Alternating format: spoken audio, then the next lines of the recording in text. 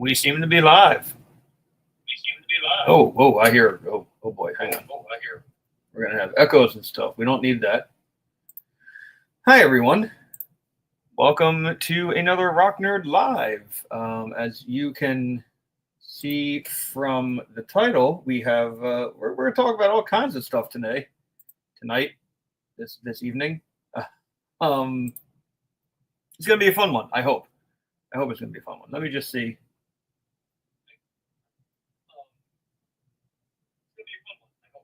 All right, cool. Yes, everything is indeed working, and we're gonna get rolling here. So, hi, good evening, welcome. As you can see from the title, I do have Ozzy in the title, Ozzy Osbourne, of course. San Diego Comic-Con's coming up. That is Thursday. It starts as preview day, and if you read the description of this live, I also have a kidney stone. So I'm doing great. I hope everybody is doing well as well.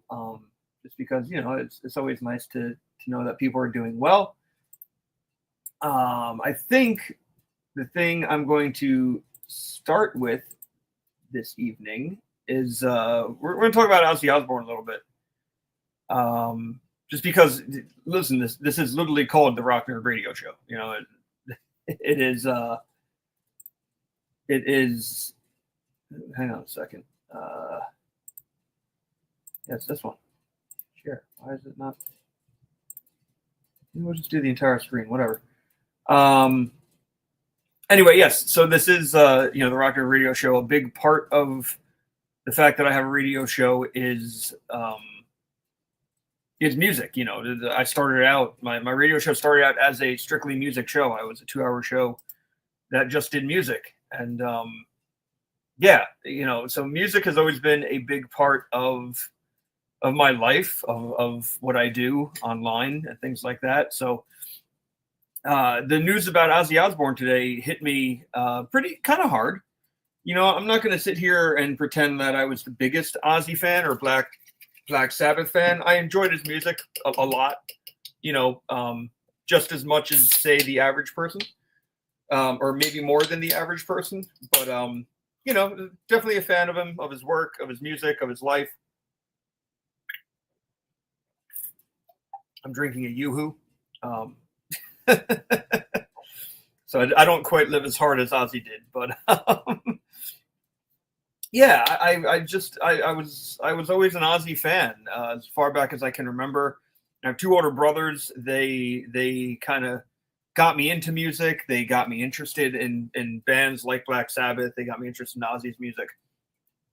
And what I just kind of wanted to do a little bit today was spend some time talking about him, because now that the radio show is more of a podcast and a discussion, I'm not going to be like playing 2 hours of Ozzy Osbourne music. It might be something where my co-host Vinny and I, maybe we do something where we pick like our 5 favorite Ozzy songs between him and his solo work in Black Sabbath, and do an episode like that. But I did want to talk about the times I've seen Ozzy Osbourne in concert.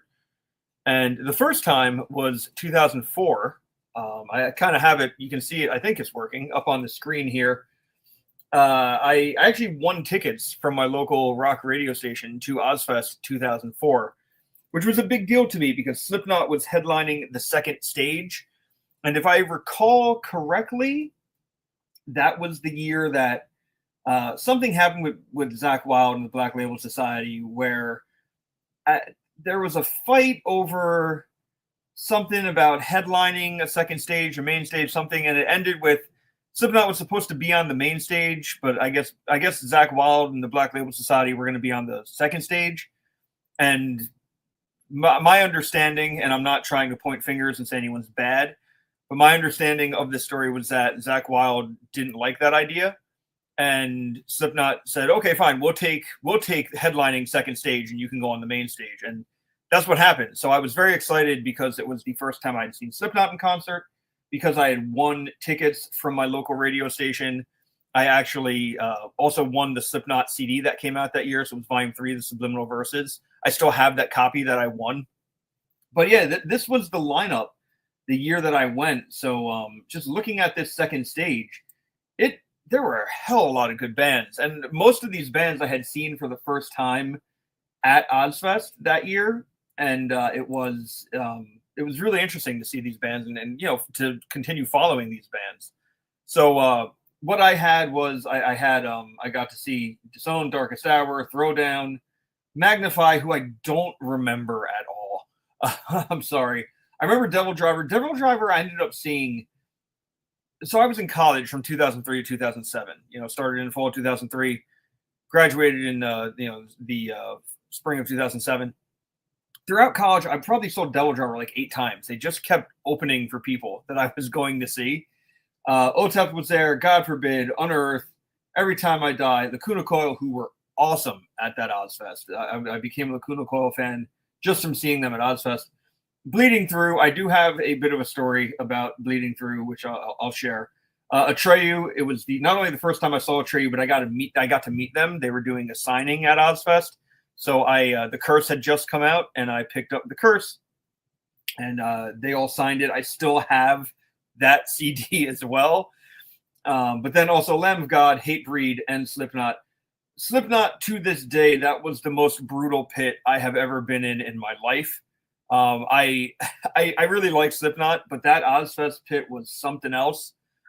I had pushed my way to the front of the crowd, so I was right in front of the stage, and I was just getting pulled and pulled and pulled and shoved and hit. And within the first, I'm gonna say like 20 minutes, some guy was being taken out of the pit with one of his legs facing bent the wrong way. So your knee bends; it was bent literally the other way.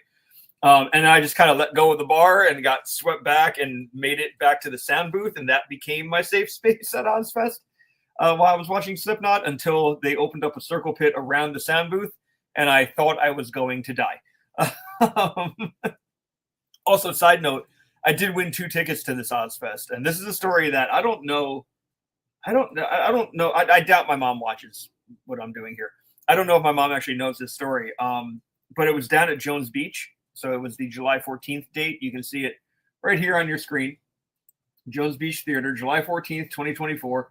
So we're just a little over 11 years ago.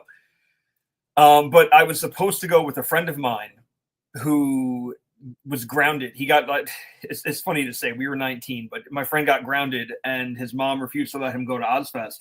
So I drove to Jones Beach by myself, which I had never done before. It was the first time I had done that. And it was kind of a big deal, but I thought I was going to die in this pit. And it ended up being just a really fun show. And then, of course, that's main stage, Black Label Society, Superjoint Ritual, all these other bands, Judas Priest, Slayer, Demon Boy, and Black Sabbath. First time I got to see Ozzy, that was it. And that was awesome. That really made it solidified my enjoyment of Black Sabbath and Ozzy. It was awesome to see that. In 2004, I thought it was awesome. So yeah, so that was that. Just had a really good time at that one. And the quick story I'll tell, the other side note that I'll tell real quick about Bleeding Through.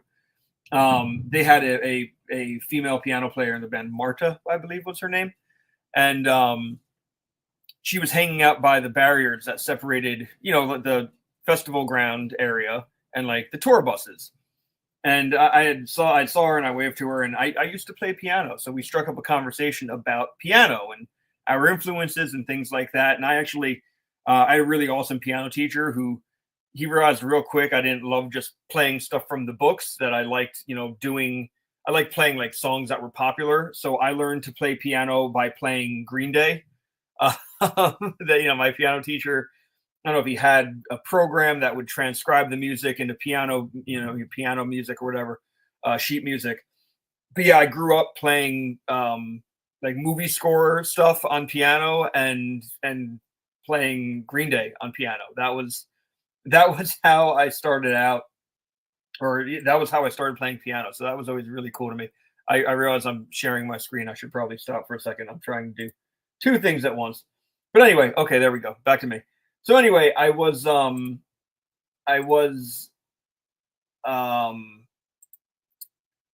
saying? I was I struck up a conversation with Marta from Bleeding Through, and we were kind of hanging out by the fence, and she kind of like, and I don't want to say kind of, she asked me if I wanted to go hang out like backstage with her by the tour buses and stuff.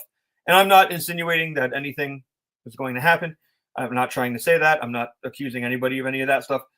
But we were hanging out, and she was like, "Hey, you want to come hang out?" And I was about to jump over the guardrail, and some security guard pushed me back, and he was like, "Absolutely not. You cannot hang out." And there was some back and forth between myself and the security guard and Marta, and ultimately the answer was no. You're not coming back here. It doesn't matter what you do. So I didn't, which was it ended up being fine. I still had a great time seeing all those bands. That happened when the second stage was going on. There was like a band who maybe I wasn't terribly interested in seeing. I forget who it was, but yeah. So that's how that story goes. Always always kind of fun to reminisce about that stuff. But yeah, Ozfest 2004, man, what a time. And I didn't pay a cent. And even back then, tickets to Ozfest, they were probably like $25-$30. Like that was a time. We don't have concert tickets like that. I'm seeing 2 concerts this summer, and let me tell you, tickets were not $30. They were not. Anyway, staying hydrated by drinking Yoo-hoo, chocolate drink. Anyway, so that was the first time I saw Ozzy. The second time I saw Ozzy there was a concert for the Rock and Roll Hall of Fame. It was celebrating some anniversary of the Rock and Roll Hall of Fame. I don't remember if it was like the 30th or whatever anniversary it was. And my mom went to both nights. It was 2 nights. And this was taped as like an HBO special. But I went to the second night with her, and Metallica was playing that night. And aside from bringing out people like Lou Reed, they also brought out Ozzy, and they played Paranoid and Iron Man, and it was awesome. And, this concert was at least 10 years ago, probably more, maybe even 13 years ago. So he was in his 60s, and he rocked. He was awesome. He seemed to have genuine appreciation for everybody being there and, singing along with Metallica and him. And it was awesome. So I got to see him play with Metallica, another band that I've seen a number of times. And it just, like the reason why Metallica was there, getting to play with us. It was so cool, man. It was awesome. That was a moment that I'm glad I got to see and be part of in person. And that you can find that clip. I was actually watching the clip. I was showing my son. It's on YouTube. You can find Ozzy and Metallica playing those 2 songs together, and it's, man, so good. So I've been listening to a lot of Ozzy Osbourne's music today. I've been listening to a lot of to a lot of Black Sabbath today, and I tend to be a little emotional. I can admit that, but I ended up getting a little upset at times today. Looking back at Ozzy's music and stuff like that. Certain songs hit now differently than they maybe did when they came out, or when I've been listening to them for the past 40 years. But yeah, so definitely gonna miss listening to Ozzy Osbourne. But not that I'm not gonna listen to him, but definitely gonna miss his presence in the world. But definitely one hell of a musician. So if you haven't listened to Ozzy and Black Sabbath, go do it. Go check out some Ozzy Osbourne. I think you'll enjoy it. I hope you enjoy it. I genuinely do. So anyway, let's keep this train rolling a little bit. One of the things I wanted to talk about was San Diego Comic-Con. Now, before I go any further about San Diego Comic-Con, I had no plans to go there this year. I went to San Diego Comic-Con I have it in front of me, 2009. So, quite a while ago. And when I went, it was awesome, but it was right before it got like really big. Like the year I went, we were still a year away from Iron Man 2 coming out. To put that in perspective, like, so comic movies hadn't really blown up to what they are now, But yeah, I went to San Diego Comic-Con in 2009, and I want to say last year on my YouTube channel, I kind of did like a look back at my adventures at San Diego Comic-Con. and I talked about some Marvel Legends figures specifically. I have pictures of them, so I'm going to be sharing. I'll be sharing these pictures in a moment. But I talked about some Comic Con figures that were featured at Comic Con that never came out. And then last year, one of the ones that I was like, oh, it should come out, it should be made. Literally at San Diego Comic Con, they announced the figure, so I started joking that I made that figure happen. I didn't. we know I didn't. But I do want to just go back through those figures. I'm not going to go through my entire time at San Diego Comic Con 2009 because let's be honest, it was 16 years ago. Do we need to focus on things from 16 years ago? Probably not. But we are still going to talk about some of the stuff I saw at San Diego Comic Con. So I think let me share my screen again. I'm still getting the hang of StreamYard, so I hope this is coming out decent. I keep trying to mess with it and make sure I'm doing the right thing. So yeah, that's what that comes down to. It looks like everything is ready to roll, so I'm going to add this to the stage. We'll do the small one, me in the corner. There we go. So yeah, so here we are. These were the figures that were popping up at San Diego Comic-Con 2009. I've been collecting Marvel Legends since their inception, since they were Spider-Man Classics even. And yeah, these were the figures that I was excited for. If I recall, in 2009, Legends was kind of dead. We weren't getting a whole ton of Legends, but we were getting the Spider-Man, the Green Goblin. And then this was the 3 3/4 size figures, I want to say. And we were getting like the G.I. Joe sized figures. So, you had, of course, Spider-Man with different gimmicks and web gear and stuff. And yeah, I remember these figures coming out. Some of them better than others. These were figures for the Iron Man 2 toy line that were going to be coming out. That Crimson Dynamo was an awesome figure. In terms of 3 3 3/4 size figures, what an awesome figure. Here we go. So here were the figures that were.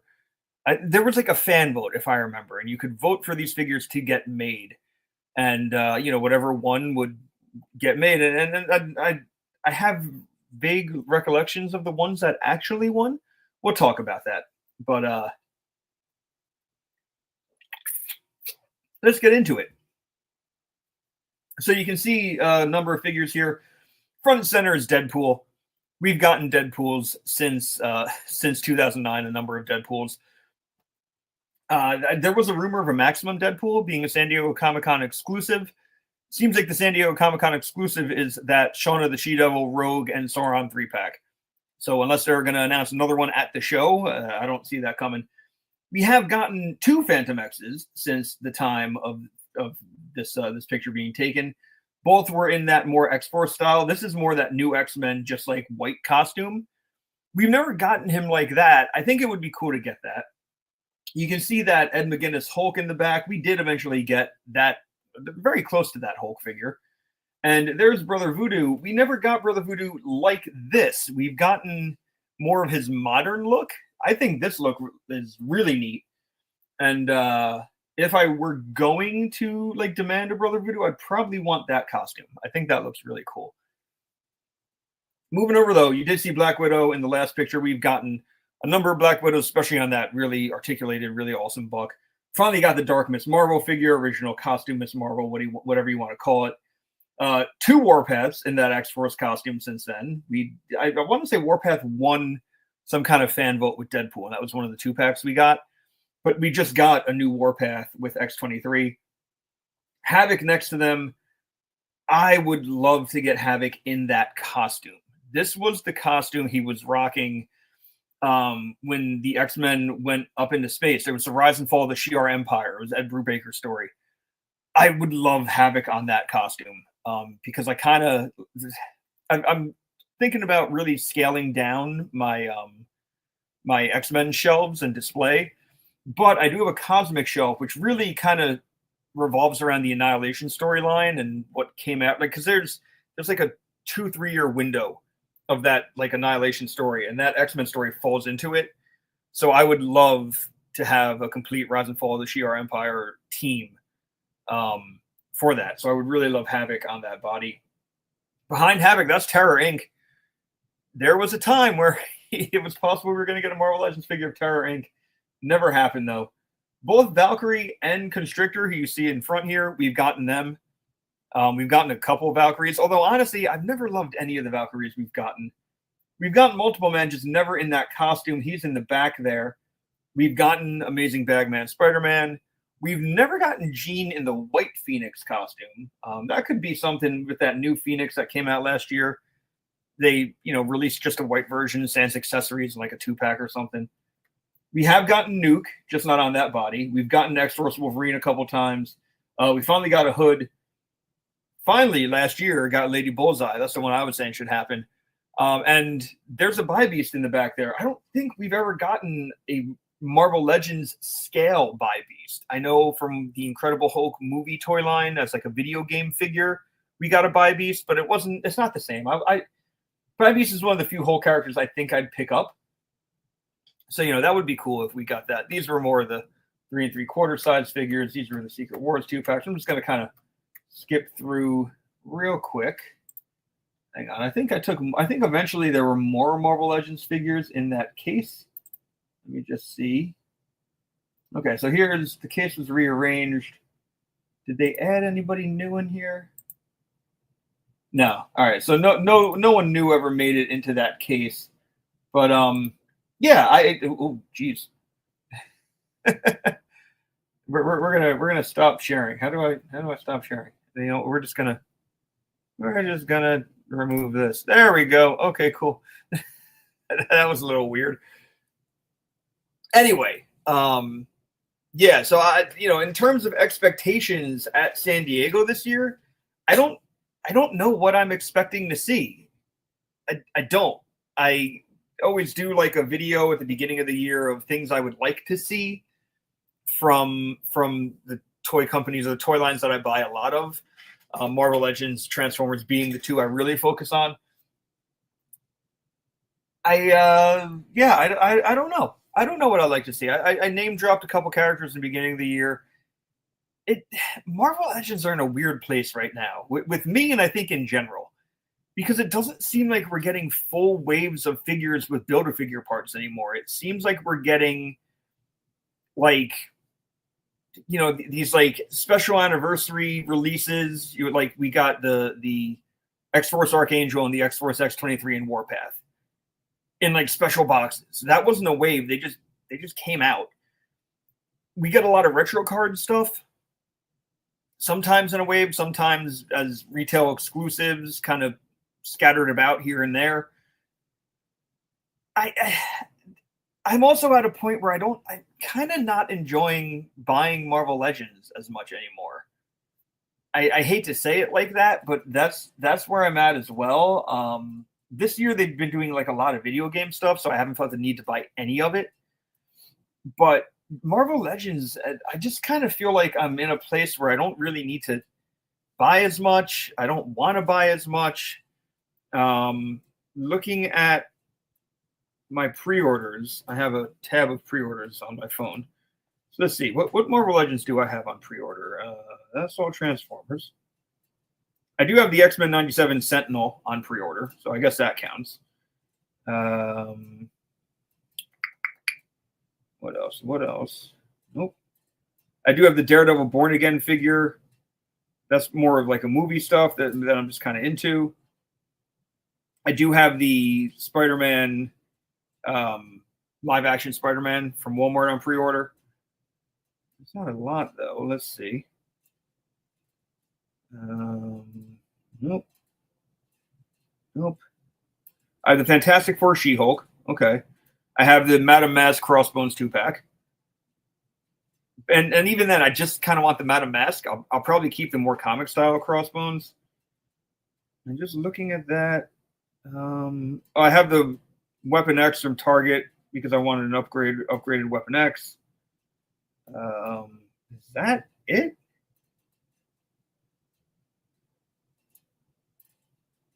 That might be it. Hang on a second. I have a lot of Transformers on pre-order, but Oh, I do have the Game Reverse Juggernaut. That's really the only Game Reverse thing that I have. Where was I? Juggernaut.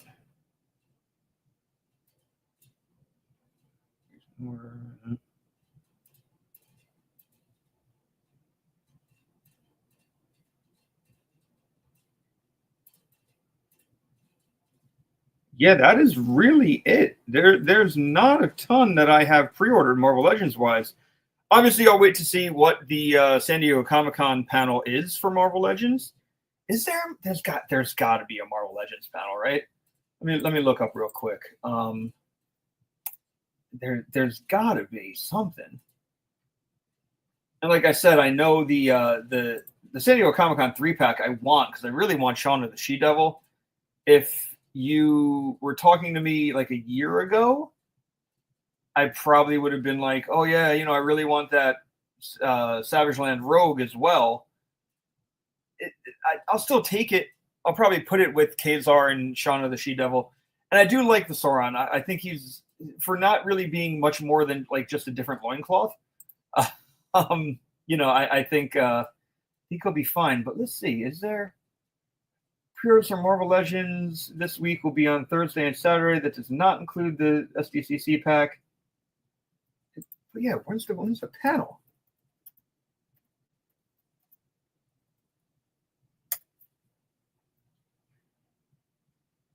Oh,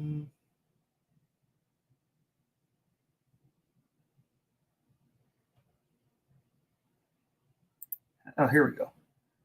Hasbro's Marvel Legends panel will be happening on Friday, July 25th at 11:30 Pacific Standard Time, 2:30 Eastern Standard Time. Okay, so we'll know more on Friday. That's where I'm at with that. We'll know more come Friday. But yeah, I don't know. I know there are always rumors about upcoming Marvel Legends things. I know there's always rumors about that.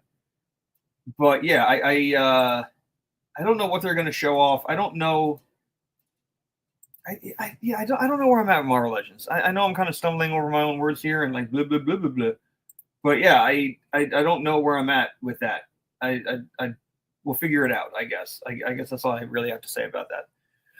Looking forward to Transformers. Love seeing what they always have going. So that'll be fun.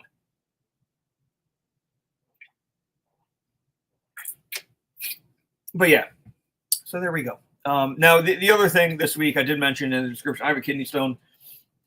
I was on vacation last week. My wife and I were down at the Jersey Shore with my in-laws and our son.